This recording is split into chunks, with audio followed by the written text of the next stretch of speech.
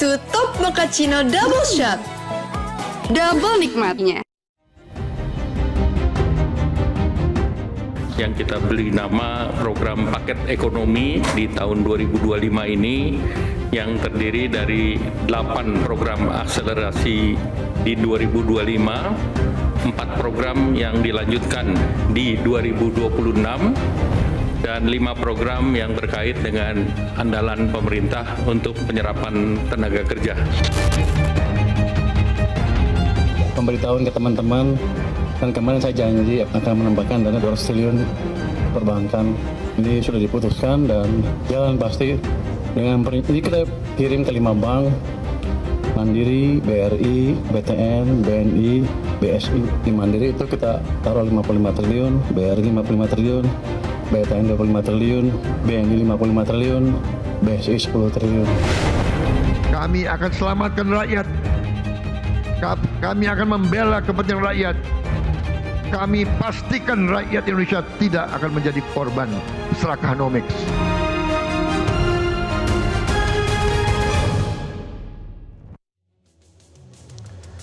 Selamat malam pemirsa. Untuk mengejar pertumbuhan ekonomi dan meningkatkan kesejahteraan masyarakat, pemerintah secara beruntun meluncurkan berbagai taktik dan strategi. Mulai dari strategi mengalirkan 200 triliun rupiah ke perbankan hingga yang terbaru Senin kemarin, pemerintah meluncurkan stimulus 8+4+5. Gebrakan beruntun ini terasa sejak Menteri Keuangan Purbaya Yudi Sadewa dilantik. Apakah ini yang disebut Purbaya Efek? Inikah bukti dari janji Presiden Prabowo Subianto melindungi rakyat dari Serakanomik? Pemirsa, inilah Top Ekonomi bersama saya, Leonard Samosir.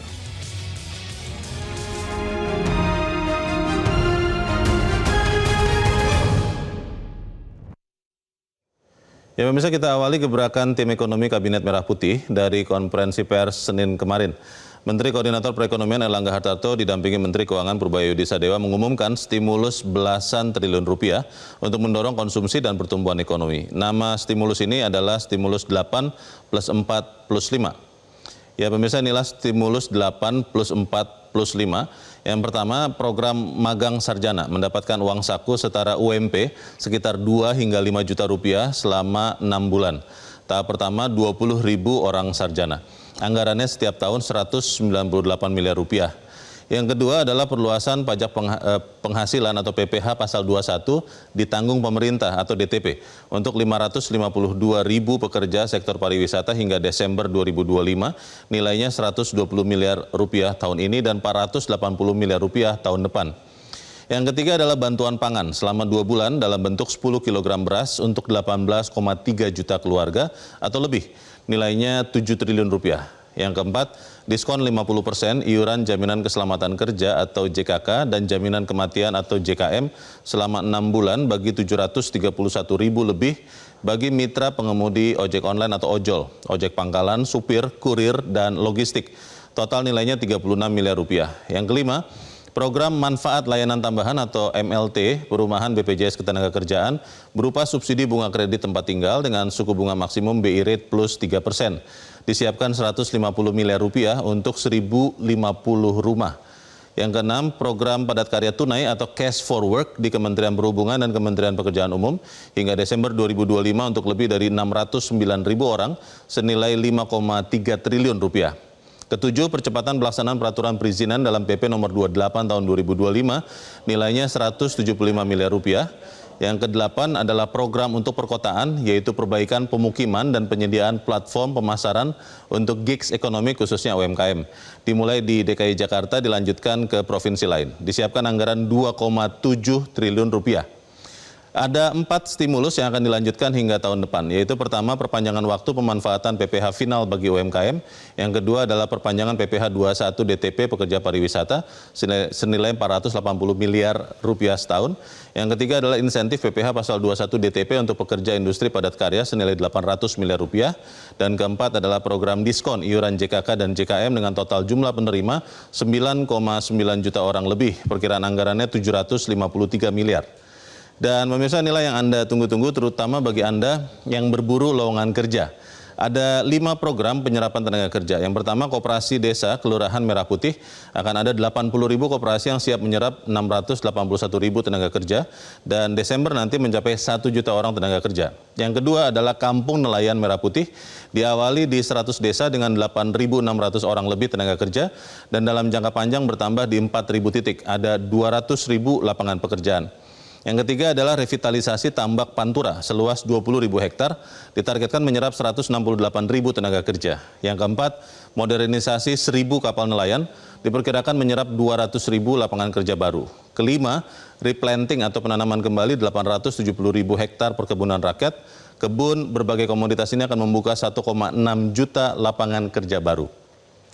Stimulus 8 plus 4 plus 5 ini melengkapi rencana Menteri Keuangan Purbaya Yudhi Sadewa pekan lalu, yaitu mengalirkan dana 200 triliun rupiah ke perbankan, kemudian mengusulkan pembentukan tim pemantau penyerapan anggaran, dan mengusulkan menambahkan anggaran transfer ke daerah atau TKD. Ya pemirsa, itulah tadi taktik dan strategi tim ekonomi Kabinet Merah Putih terbaru bisa jadi akan menjawab kerisauan Presiden Prabowo Subianto tentang serakahnomik dan membaliknya menjadi ekonomi yang berpihak untuk rakyat. Serakahnomik pertama kali disinggung Presiden Prabowo saat peluncuran Koperasi Desa Merah Putih di Klaten 21 Juli lalu. Presiden Prabowo mengatakan, ternyata ada fenomena baru, mazhab baru ekonomi. Saya sebut mazhab serakahnomiks. Kemudian dalam pidato kenegaraan di DPR 15 Agustus lalu, Presiden bertekad membela rakyat dari serakahnomik. Presiden mengatakan, kami pastikan rakyat Indonesia tidak akan menjadi korban serakahnomik. Ya pemirsa, seperti apa dampak terobosan kebijakan tim ekonomi akan dirasakan langsung oleh masyarakat? Top Ekonomi akan kembali setelah yang satu ini, tetaplah bersama kami.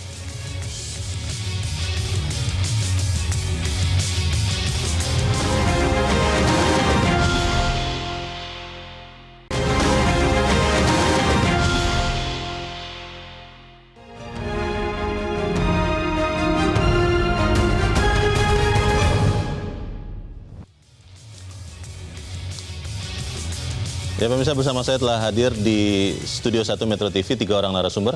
Yang pertama adalah Direktur Jenderal Strategi Ekonomi dan Fiskal Kementerian Keuangan, Febrio Nathan Kacaribu. Pak Febrio, selamat malam. Malam, Pak Leo. Terima kasih sudah hadir. Terima kasih. Kemudian juga telah hadir bersama kita di sebelah kiri saya mantan Menteri Keuangan Fuad Bawazir. Pak Fuad, selamat malam. Malam. Terima kasih Pak sudah hadir dan ikut mengawasi Pak Febrio. Dan juga telah hadir bersama kita pemirsa pada malam ini adalah anggota Dewan Pakar dari Asosiasi Pengusaha Indonesia atau APindo, Anton J. Supit. Pak Anton, selamat malam. Selamat malam. Kita harapkan nanti akan menyampaikan apa adanya Pak ya. Jangan ada apanya. Tapi saya ingin ke Pak Febrio dulu. Pak Febrio, kalau kita melihat yang dilakukan oleh Pak Purbaya, Menteri Keuangan baru, itu banyak orang mengatakan ini gebrakan yang belum kita lihat cukup lama.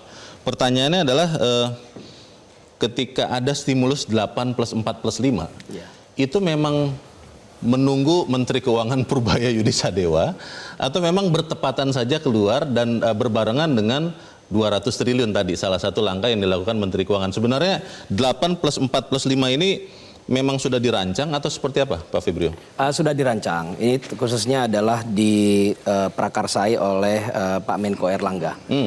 Lalu kemudian dengan Pak Purbaya masuk ini jadi lebih cepat. Jadi lebih cepat? Jadi lebih cepat. Kita rapatnya itu nggak lama. Kita lihat apa saja yang dibutuhkan oleh masyarakat dalam 3 bulan ke depan. Ini kan tinggal 3 bulan lagi nih, 3,5 bulan 2025 selesai. Jadi pemerintah melihat apa saja yang harus kita percepat. Karena APBN kita itu sudah kita desain untuk sampai akhir tahun itu defisitnya 2,78%. Sampai sekarang ini berapa Pak? Sampai sekarang kita realisasi mungkin sekitar, nanti besok kita akan preskon, tapi ini masih agak proyeksi lambat. Belanjanya masih agak lambat. Jadi kita ingin supaya belanja yang 3.500-an triliun itu dibelanjakan semua. Kenapa? Karena itu berguna dan bermanfaat langsung untuk masyarakat. 8 plus 4 plus 5 ini memang sudah ada di dalam APBN 2025 atau memang dicarikan dari pos lain Pak? Sebagian baru, sebagian sudah ada. Tapi ini tentunya drive-nya ini yang kita perlu. Kita ingin 3,5 bulan ke depan penciptaan lapangan kerja, job creation, itu menjadi tema utama.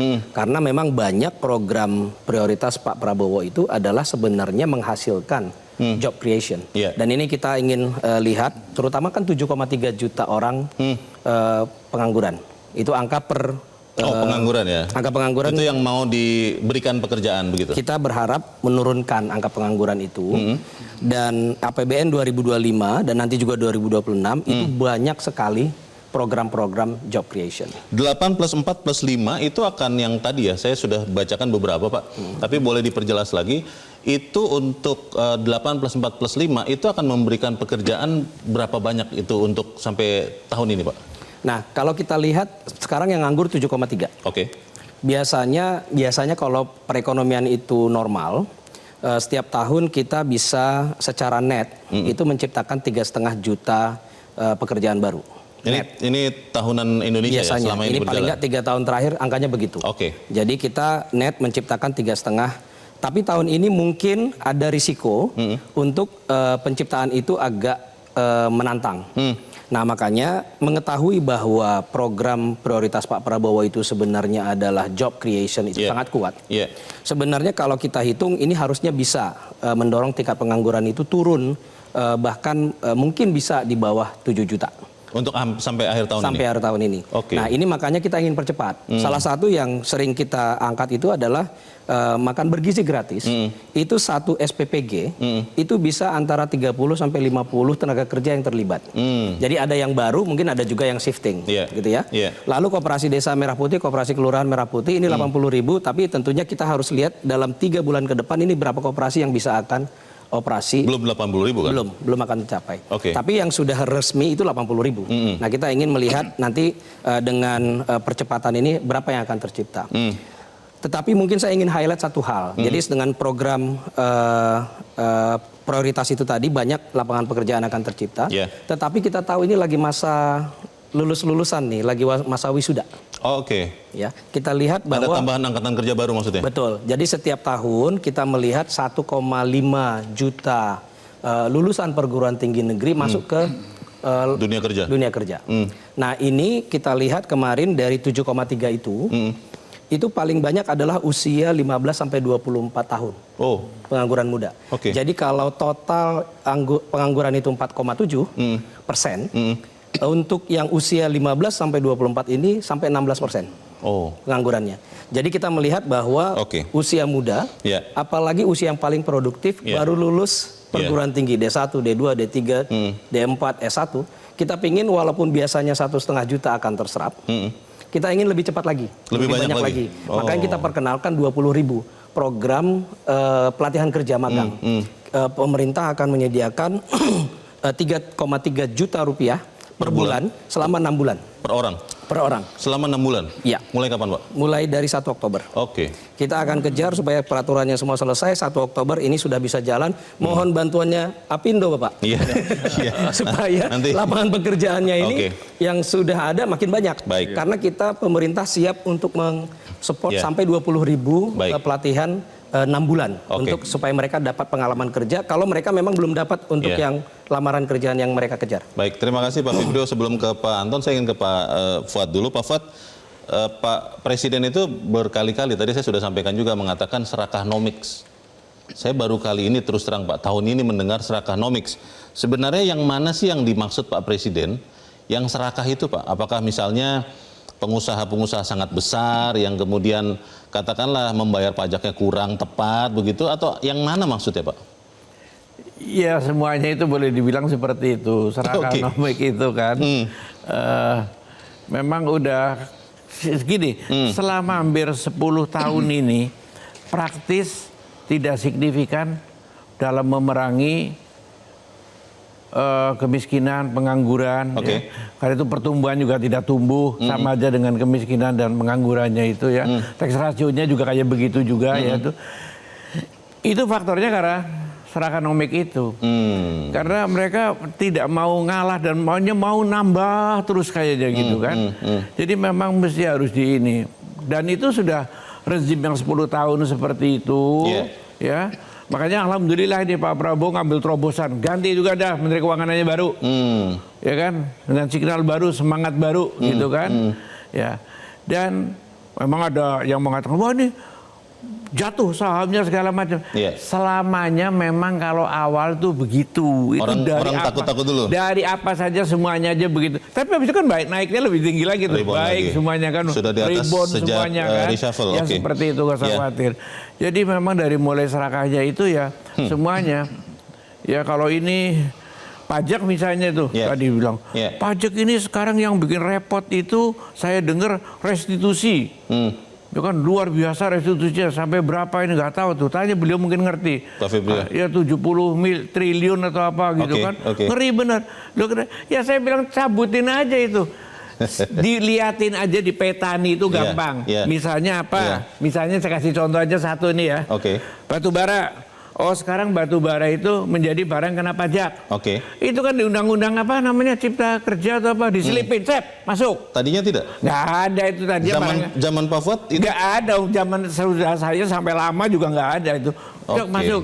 Akibatnya apa? Restitusi. Iya. Ya kayak gitu. Negara harus mengembalikan. Ya 20-30. Seperti itu di petani satu-satu yang benar itu bisa selamat tuh restitusi yang 70 triliun. Pertanyaannya Pak Fuad, gitu loh. dengan Itu masuknya kan Menteri... serakah juga itu. Nah itu dia Pak, dengan masuknya Menteri Keuangan Purbaya, yang kami berikan judul ini Purbaya Efek, apakah akan benar-benar efek melawan yang serakah-serakah itu? Seperti yang Pak Fuad katakan, kan pengusaha batu bara tentunya tidak akan serta-merta mengembalikan atau meniadakan dia restitusi Pak. Nggak mau dong Pak, orang sudah enak Pak. Gimana Pak? Iya aturannya mesti diubah, diganti. Kalau memang sekarang memang mereka mendapatkan legal kok sah. Oke. Maksudnya mau ditarik lagi. Iya karena ada Undang-Undang Cipta Kerja Ada itu. undang-undang dong, nggak boleh mereka tarik lagi, kita ngerampok kita kan. Berarti harus Ya diamandemen. undang-undang diganti, diperbaiki lagi.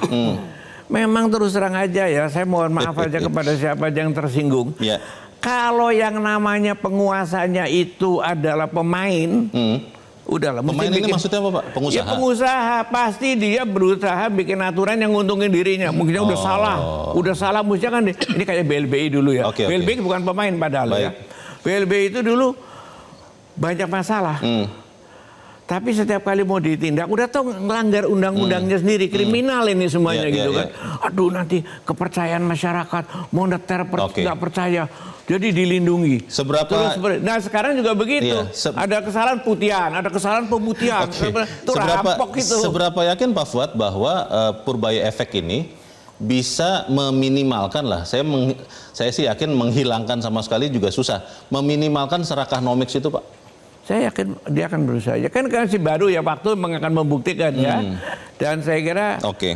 semangat daripada karyawannya keuangan sih Baik. ada juga menurut saya Oke. itu. Tapi waktu akan membuktikan bahwa Baik. dia akan mampu atau tidak mampu. Bosnya mampu ya Pak Purbaya. Kalau nggak mampu nanti disingkirin lagi hati-hati itu. Baik, Pak Anton, kalau pengusaha kan katanya selalu terbiasa dengan dinamika Pak. Ketika ada pergantian SMI diganti PYS, saya menyingkatnya sama saja, itu pengusaha melihatnya juga dengan harapan tentunya. Kalau Anda melihat Pak Anton dengan tadi 8 plus 4 plus 5, lalu dari Menteri Keuangannya sendiri, bosnya Pak Febrio, ada 200 triliun yang pindah tempat dari BI ke Bank Himbara. Seberapa optimis Anda bahwa itu akan bisa memberi efek mendorong ekonomi kita Pak? Saya kira Pak Leo, kita ini pengusaha ini harus selalu optimis ya Pak. Artinya kalau kita sudah pesimis, kehilangan harapan, saya kira udah susah juga karena satu-satunya paling bernilai dalam hidup itu harapan. Iya. Pergantian selalu menimbulkan harapan.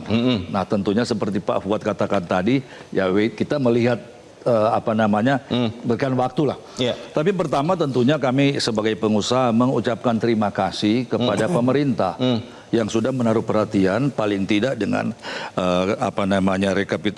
paket ekonomi ini 845 ya. Stimulus itu ya? Stimulus ini tentunya kita berterima kasih bahwa pemerintah memikirkan. Nah, cuma sekarang yang jadi persoalan memang ini sangat bermanfaat tapi makan waktu juga, jangka pendek, jangka menengah.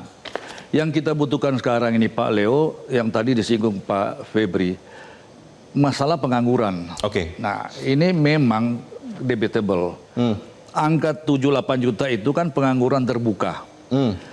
Tapi kalau yang setengah menganggur, ini juga butuh lapangan kerja. Jadi kalau boleh memang kita bisa usulkan kepada pemerintah ada pemutakhiran data Pak Febrio yang menilai klarifikasi lagi berapa sih yang membutuhkan lapangan kerja dan seterusnya. Hitungan Pak Anton berapa Pak?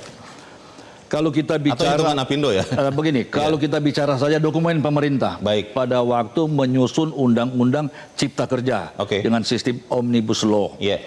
Dalam kata pengantar Pak Fuad, yang membutuhkan lapangan kerja itu 45,6 juta orang. Oh, Pengangguran terbuka, setengah menganggur Setengah dan menganggur. lain-lain. Iya.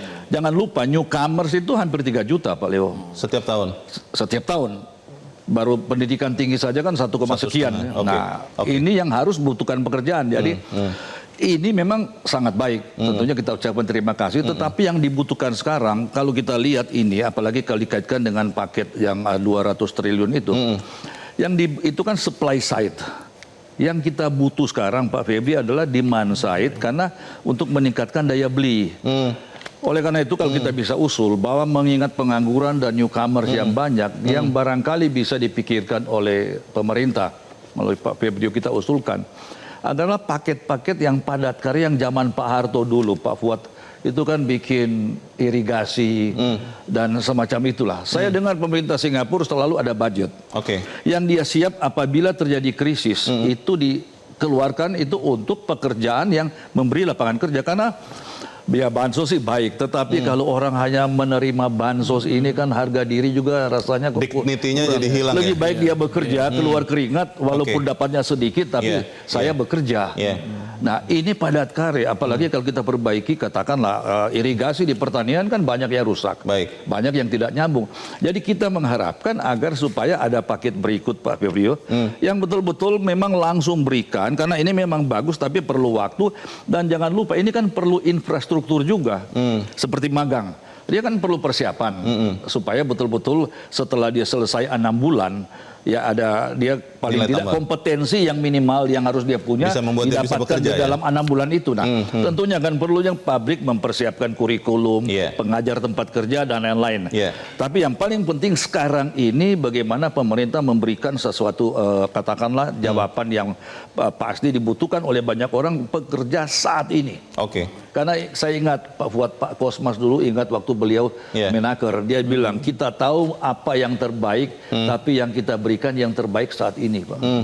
Dan kedua, kalau boleh usul juga, ini kan kebijakan yang ada dana. Sebenarnya yang perlu dilakukan pemerintah yang merubah kebijakan yang dikatakan Pak Fuad tadi, tanpa perlu dana, merubah kebijakan kan tidak perlu harus dana besar. Contohnya apa Pak Anton? Ya contohnya katakanlah kebijakan perdagangan umpamanya. Ya, perdagangan. Saya tidak tahu bagaimana sale pada kalau baca di berita PHK karena import BBM-nya juga sulit semacam itu. Dan di kita katakanlah yang tujuan ekspor, tujuan ekspor sering menghalami karena memang dalam proses impor juga susah. Otomotif saja diberi jatah tiap 3 bulan. Dan jangan lupa otomotif jangan dianggap pemakan devisa. Mereka mengekspor Pak Febrio. Baik. Nanti Toyota dalam waktu dekat ini akan merayakan atau syukuran 3 juta unit sudah mereka ekspor. Jadi maksud Pak Anton adalah lebih mikro dan lebih bisa memberikan lapangan pekerjaan. Memberikan lapangan kerja dan jangan juga yang timbul yang aneh-aneh lah Pak Leo. Karena pengusaha kan ingin bekerja tenang. Jangan tiba-tiba dorman ini rekening mati, mau ditutup, tanah yang tidak dimanfaatkan akan di situ walaupun diralat. Tapi kan menimbulkan gejolak. Jadi menurut saya, saya kira kalau kita bisa usul, kita tahulah Pak Prabowo ini dengan background militer, patriotik. Nah, saya ingat Pak Yaakob Utama dalam satu speech dia mengatakan, dia mengutip apa dikatakan oleh founders Daewoo, Kim Ujung. Dia mengatakan bahwa untuk menjadi patriotik tidak harus menjadi militer, tidak harus menjadi ASN, Pak. Tapi apabila Anda membuka usaha, membayar pajak, mengekspor mendatangkan devisa, itu pun patriot. Memberi lapangan kerja, ini patriotik juga. Ini yang barangkali kita kampanyekan supaya melawan yang serakanomik tadi itu. Kita berikan kesempatan Pak Febrio menjawab yang tadi dimintakan oleh pengusaha ya Pak Febrio. Bagaimana paket ini tidak berhenti di 8 plus 4 plus 5 atau kalau di Kementerian Keuangan tidak berhenti di 200 triliun pindah rekening. Tapi yang tadi dikatakan Pak Anton menciptakan lapangan kerja yang lebih masif. Kira-kira sudah ada juga rencana paket seperti itu tidak? Sebenarnya ini lagi jalan. Jadi memang sisi pertama yang kita ingin attack untuk 3 bulan ke depan ini prioritas di depan mata bagi pemerintah adalah menyelesaikan belanja program prioritas. Karena belanja prioritas ini besar sekali Tahun ini ya? Tahun ini. MBG itu melibatkan 1,5 juta orang bekerja, Pak. Oke. Lalu koperasi merah putih berapa yang kita bisa kejar tahun ini. Lalu yang tadi padat karya, Pak, sebenarnya setiap tahun ada. Itu di Kementerian PU, Kementerian Perhubungan. Setiap tahun itu ratusan ribu, Pak. Total proyek yang cash for work. Oke. Nah, justru ini kita ingin percepat. Kuartal ketiga, kuartal keempat ini kita percepat. Karena setiap tahun ini harusnya ada jalan. Maka kita percepat supaya ini jalan, Pak. Tapi kemudian ke depan, Pak Anton, saya setuju sekali bahwa ini bukan hanya sekedar masalah APBN yang harus kita selesaikan. Yeah. Dunia usaha itu tadi jelas. Pertama, modalnya ada. Kedua, perizinannya cepat apa enggak. Mungkin tadi banyak cerita keluh dari Pak Anton, saya setuju. Dari tapi pengusaha, mungkin ya. boleh saya highlight satu saja tentang perizinan, Pak. Kemarin salah satu yang kita reform, terutama dari Pak Menteri Investasi, Pak. Kita keluarkan PP 28. Di sana kita mengatakan bahwa kalau perizinan itu harusnya ada deadline-nya. Jadi jangan sampai pemerintah ini birokrat, Pak, termasuk sampai Pemda. Itu nggak dikasih deadline untuk memberikan izin. Jadi mengambang saja gitu? Nggak ada service level agreement, Pak. Nah, PP 28 itu memberikan SLA. Yang namanya fiktif positif itu. Jadi kalau dia SLA-nya sudah lewat, belum dikasih jawaban, itu artinya sudah dapat. Oke. Nah, ini reform yang memang kita butuhkan, Pak. perlu Jadi, itu. Iya, Pak. Jadi ini yang salah satu yang untuk menjawab kebutuhan dunia usaha. Tapi jelas agenda yang tadi reform sektoral dan juga struktural termasuk competitiveness dan sebagainya. Ini agenda besar, kita kerjakan bersama. Boleh usul Pak Leo? Saya kira ini sangat bagus, tetapi kalau bisa bukan hanya ada deadline, tetapi apabila otomatis dianggap disetujui, instansi berikut yang membutuhkan dokumen itu seringkali menanyakan yang tidak ada, yang tidak keluar keputusan. Jadi supaya begitu kalau sudah lewat deadline, dia otomatis instansi berikut harus menerima Sistemnya yang sesuai itu. harus menyeluruh begitu ya Pak? Harus menyeluruh. Baik, pertanyaan besarnya Bapak-Bapak dan pemirsa, ada yang mengatakan the devil are in details. Bagaimana kemudian 8 plus 4 plus 5 dan 200 triliun itu benar-benar akan mendorong pertumbuhan. Tetap bersama kami, Top Ekonomi segera kembali.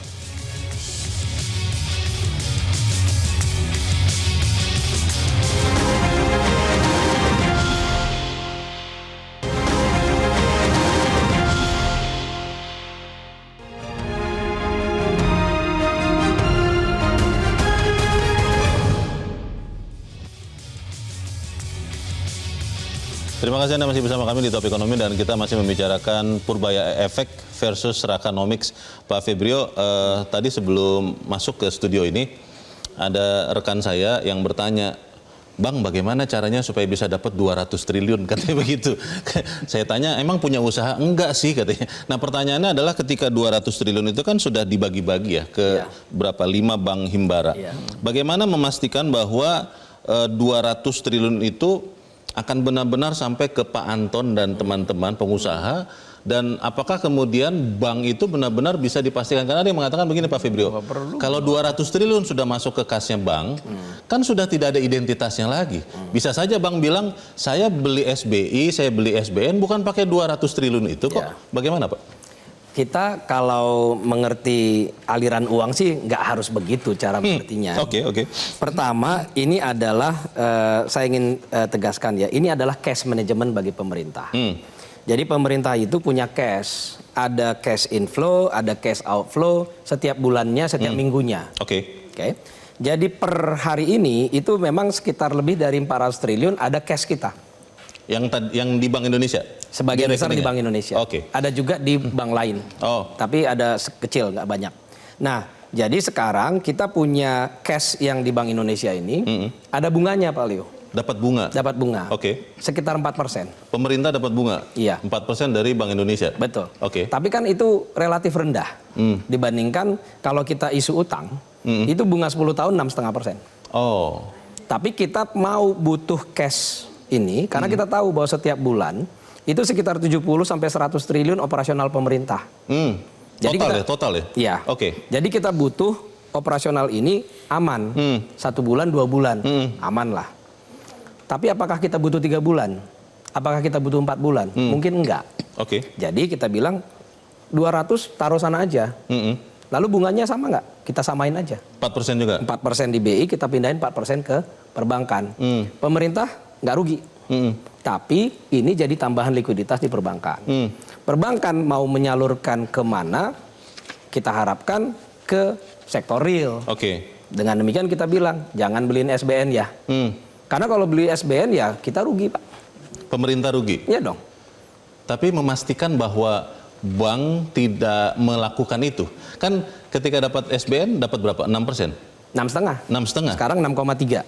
Mereka harus kasih 4% kepada Pak Febrio. Ya. Dan mereka kalau belikan SBN dapat 6,5 kan masih ada spread. Makanya kita bilang memantaunya jangan. bagaimana itu Pak Febrio? Ada laporannya. Jadi waktu PEN, ini kita punya pengalaman. Waktu PEN tahun 2021. PEN ini pemulihan ekonomi nasional ya, zaman COVID ya? Kita melakukan penempatan dana di perbankan. Himbara juga.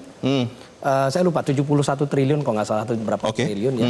Itu waktu itu kita dasar laporannya mereka mengatakan oh dari 70-an triliun itu kami menciptakan pinjaman berapa kali lipat. Oh, perbankan itu? Ya. Oke. Jadi ini yang kita mau, leverage-nya itu yang kita mau. Mau meniru lagi, mengulang itu? Betul. Tapi saat ini kita kan hanya cash. Oke. Kita nggak sedang dalam program pemulihan ekonomi nasional. Kita ada 4% di BI, kita pindahin ke sana sama 4%. Untung-untung kalau bagus banget banknya bisa menyalurkan lebih banyak. Itu bagus bagi negara Indonesia. Iya, iya.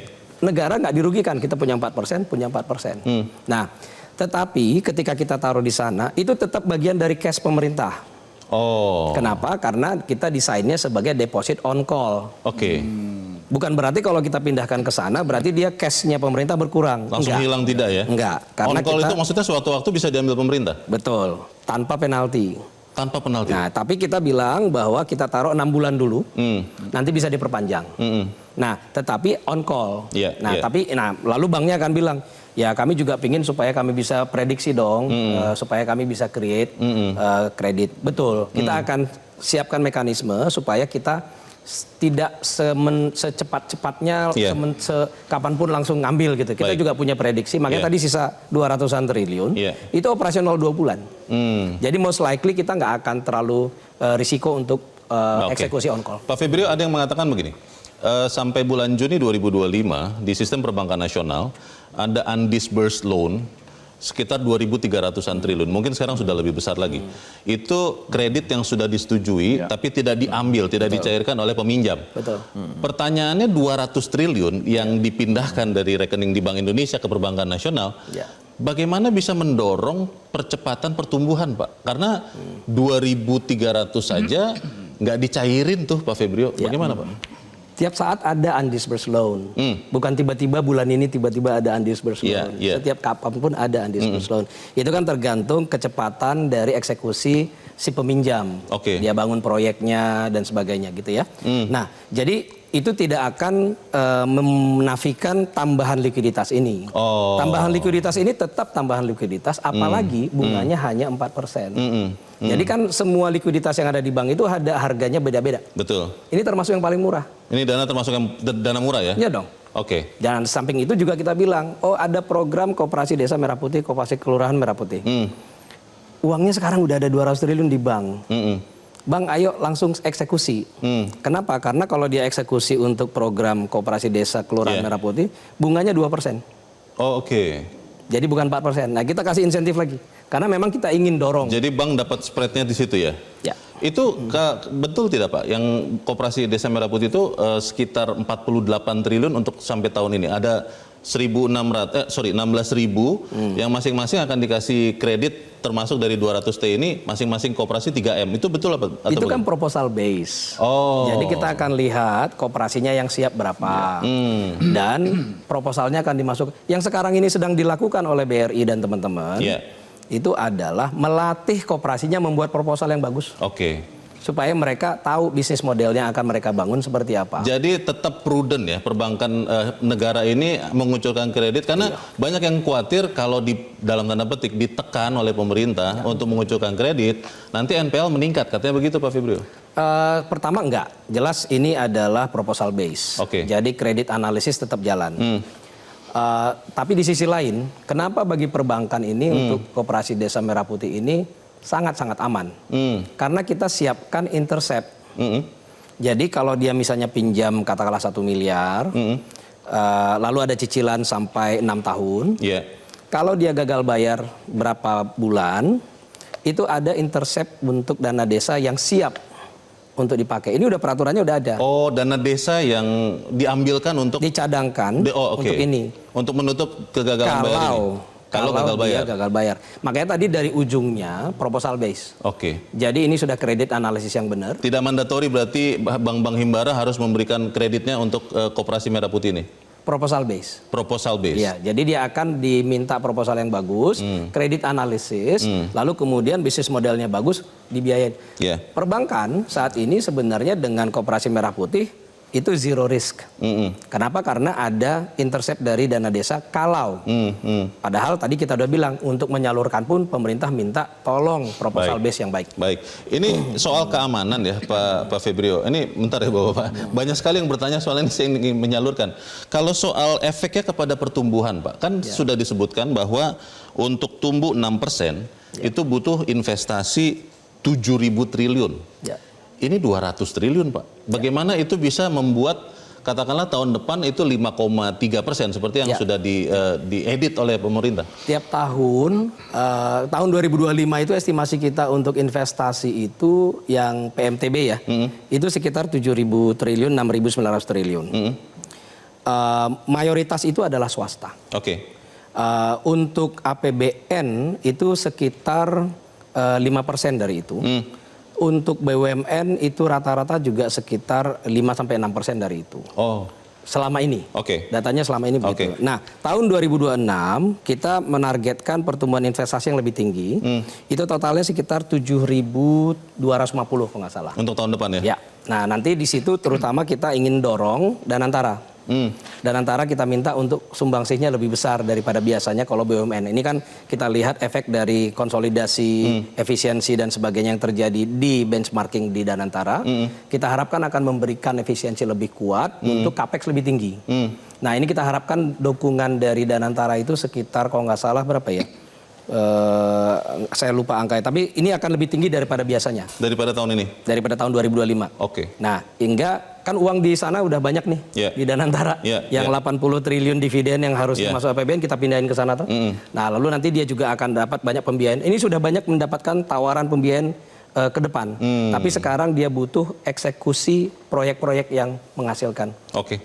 Komprehensif, tapi saya ingin bertanya ke Pak Fuad. Pak Fuad, kalau sinergi dengan Danantara yang Pak Febrio tadi katakan, itu seperti apa sebaiknya harus dilakukan supaya kemudian dana-dana BUMN itu benar-benar efektif dan bisa membantu pembiayaan, Pak?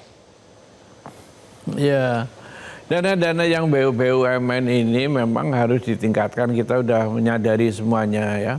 Dan itu itulah perlunya Danantara untuk lebih meningkatkan penempatan dananya itu lebih pas lagi. Tidak seperti selama ini terus terang aja. Kadang-kadang penugasan kelebihan sehingga nanti kemudian hampir saja menjebol BUMN-nya. Hampir membangkrutkan BUMN-nya. Hampir membangkrutkan lah dengan kata lain kan seperti itu. Nah itu nanti dengan Danantara itu lebih diperjelas. Kalau dulu memang gak jelas ya ada penugasan ada apa itu jelas. Misalnya dulu dalam bentuk PT-nya misalnya dulu Perjan itu adalah penugasan ini, Perum, kayak Perum Peruri untuk keuangan, ada PT gitu. PT kemudian dipecah lagi itu di undang-undang ini juga jelas kan sekarang udah hampir nggak jelas. Karena semuanya udah PT kalau nggak salah kecuali Perum ya kan. Nah seperti itu. Jadi dengan Danantara itu nanti lebih ditertibkan lagi. Kemudian kalau mengenai dana yang berapa tadi 200 triliun yang diguyur ke sana ya digelontorkan. Saya rasa pertama sebagai satu langkah itu baik-baik aja lah gebrakan gitu kan. Memang banknya tidak kekurangan likuiditas loh. Sampai sekarang itu Bank Nasional tidak kekurangan likuiditas. Kalau dulu memang sengep-sengep betul kan. Sekarang bukan masanya itu. Tapi untuk itu, tapi ada yang kekurangan. Kekurangan siapa? Masyarakat kecil. Kekurangan likuiditas. Jadi bank-bank itu dan memang sudah dilakukan. Cuman ini 200 itu bisa disalurkan ke BPR, BPRS. Aman tidak Pak? BPR kan suka ada masalah itu. Iya, yang masalah kan sudah diurus ada OJK. Ya kan? Bank yang gede juga ada, bank umum juga ada masalah. Itu udah urusannya OJK lah ya. Betul. Tapi yang sehat-sehat kan ada. Yang sehat-sehat itu disalurin. Jadi channeling gitu istilahnya itu kan ke BPR. Karena itu yang paling dekat dengan rakyatnya itu. Karena dulu bank-bank ini sekarang udah ditolong dengan SBN istilahnya dengan SUN ya. Benarnya dulu itu normanya pertumbuhan itu memerlukan kredit 17-21% pertumbuhan kredit. Sekarang berapa? 7,5% ya kira? 7-an Pak. Nah 7% kan jauh bener gitu loh. Hampir sepertiganya gitu. Bagaimana ekonomi mau jalan? Jadi gitu, dengan kondisi ini kemudian direksi-direksi perbankan akan dipaksa bekerja lebih keras? Dipaksa lebih keras lagi kerja. Ya kan? Dengan pasar nanti yang mudah-mudahan bisa jalan gitu kan. Tidak menongkang-ongkang aja tuh. Pak Anton, Anda melihatnya dengan seperti itu? Maksud saya seoptimis kita dengar tadi penjelasan Pak Febrio, atau ada yang masih dipikirkan pengusaha lagi? Artinya kalau hanya berhenti sampai sini saya kira juga tidak cukup. Nah, yang kita harapkan nanti dan saya kira sudah dipikirkan. Kalau kita lihat kenapa bank lebih cenderung beli SBN? Cari aman. Cari aman, dan memang sektor real juga tidak berkembang karena memang daya beli rendah.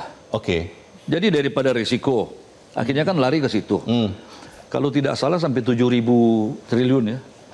Daripada waktu di awal Pak Jokowi hanya 1.400, bayangkan naik. Kepemilikan bank di SBN ya? Untuk SBN. Nah. Jadi sebenarnya yang jangan lupa Pak Febrio adalah memperbaiki investment climate. Ini yang paling penting. Kalau itu berkembang, gairah investasi akan masuk, dan jangan lupa walaupun APBN itu sangat penting menggerakkan ekonomi, kalau tidak salah 20% Pak. Hanya sekitar 15 Pak. 15%. Lebih kecil lagi. 85% diharapkan dari private sector, termasuk koperasi, BUMN masuk di situ 85% Pak. Nah ini tidak bisa dikomando. Pasar yang akan mengatur sendiri. Jadi kalau iklim investasi tidak dibenahi, orang juga ragu, sehingga banyak teman, bukan banyak, ada teman tutup usaha Pak. Pak Febrio tahu tuh, kawan kita yang selalu kontak juga Pak Febrio.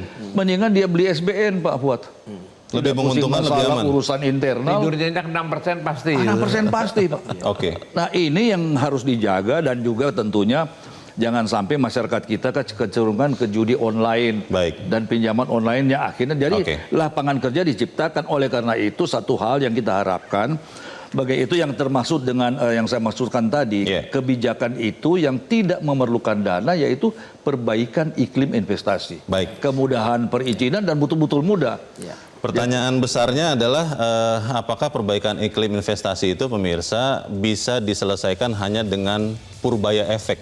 Apakah kita tidak perlu Airlangga efek, atau yang lebih penting lagi Prabowo efek? Tetap bersama kami, Top Ekonomi segera kembali.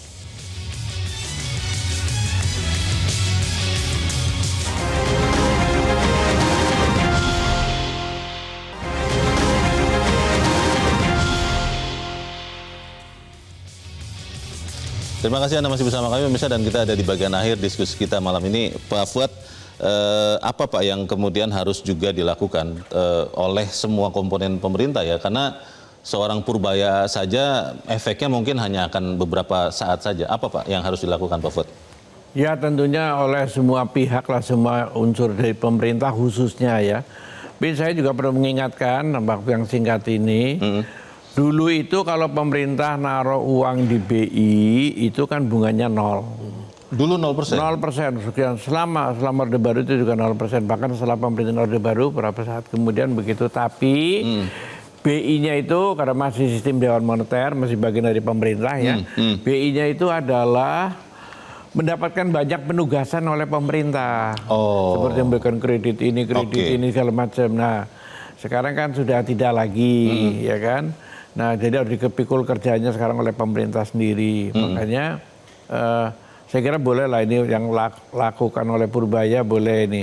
Tapi saya ingin menyarankan juga adalah pengorbanan sedikit. Misalnya apa? Kredit yang 200 itu disalurkan ke bawah, ya melalui BPR, karena dia udah nggak bisa nemukan, nanti nemukannya takutnya pengusaha-pengusaha besar lagi kan. Bukan maksudnya itu. Yang bawah, yang paling kecil, yang masih lagi haus, itu bunganya bolehlah diturunkan dari pemerintah ke banknya bukan 4%, tapi 3%. Diturunin 1%.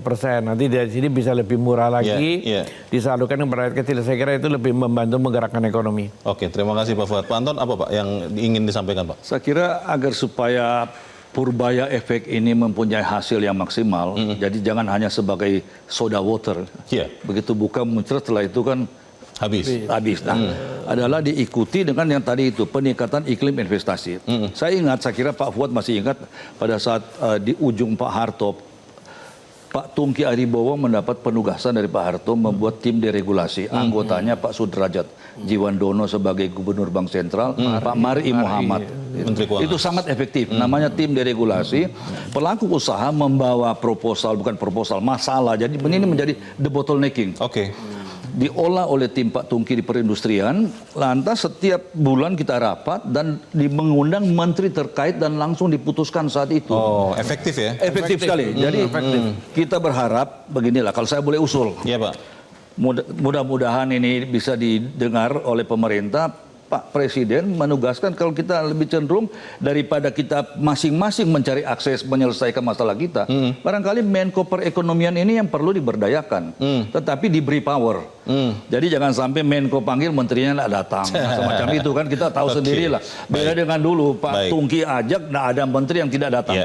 Nah ini yang barangkali karena kita ada momentum baik dimulai dengan katakanlah orang menanti istilahnya AHV kan, wah. Kalau begini ini, nah kita berharap jangan berhenti di sini kan.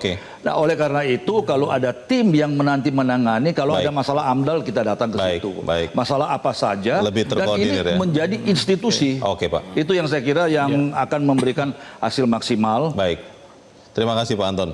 Pak Febrio, semua permintaan ini kan juga pemerintah boleh dengar dan lakukan perubahan. Apa yang akan dibawa pulang nanti ke lapangan Banting, laporkan juga kepada Pak Presiden, Pak Febrio. Memang di pemerintah kami harus akui kita harus mempercepat eksekusi. Jadi rencana, anggaran semuanya itu sudah ada. Kita masih perlu mempercepat eksekusi. Ini harus kita akui. Makanya tadi masukan dari Pak Anton dan juga Pak Fuad, ini kita catat semua. Dan kita memang sudah memikirkan kira-kira 3 bulan ke depan ini kecepatan harus ditingkatkan. Jadi memang kecepatan eksekusi Pak, ini mungkin satu yang menjadi PR pemerintah yang harus kita deliver segera. Jadi tidak alon-alon lagi nih? Ya, jadi kita memang harus lihat, makanya nanti Pak Purbaya juga aslinya kan dari KSP Pak. Baik. Jadi kalau Bapak tadi bilang di bottlenecking, ini DNA-nya kerjaan lamanya ya. Memang di bottlenecking. Baik. Jadi kita harapkan nanti ini akan sinergi, tentunya bukan beliau sendiri. Tim kabinet yang dipercaya oleh Pak Prabowo akan kita ajak untuk semuanya eksekusi cepat. Baik. Kita harapkan itu yang akan terjadi karena pada akhirnya kita semua yang akan menikmati dari efek Purbaya dan efek-efek yang lain. Pak Febrio, Pak Fuad, dan Pak Anton, terima kasih sudah hadir di tempat ini. Dan pemirsa, demikianlah akhir dari Top Ekonomi untuk malam ini. Atas nama teman-teman yang bertugas, saya Leonard Samusi mengucapkan terima kasih untuk kebersamaan Anda. Selamat malam, sampai jumpa.